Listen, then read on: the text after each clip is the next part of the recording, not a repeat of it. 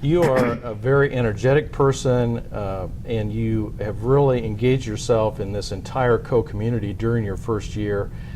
Talk a little bit. Oftentimes we ask students about what is a typical day in the life of a Coe student.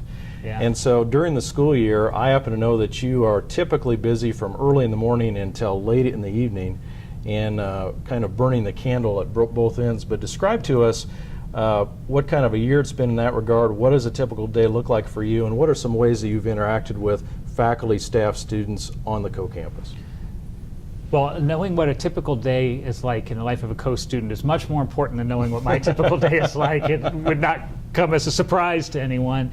But we, small colleges, well, all colleges.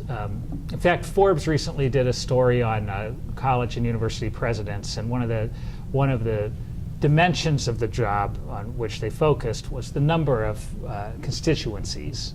So a typical day for me, I'd say, involves interacting with pretty much all of those constituencies, and I'm referring here to a day when I'm on campus and not traveling. So students, faculty, staff, alumni, community members, and frequently Cohawks who are not located here through the telephone or other means. And so most of my days are striking a balance among all of those groups. And so a typical day would involve administrative meetings, strategic planning meetings, and so on during the day, committees, faculty committees in particular, and then in the evening either student activities, games or performances or organization meetings, or something in Cedar Rapids. It could be a board on which I serve, or a social event that I'm attending, or a performance or something of that type. And one of the great joys of being a president at a small college is you get to be part of the life of the campus and do all of those things. And so if you enjoy that, it's invigorating and the days don't seem long at all.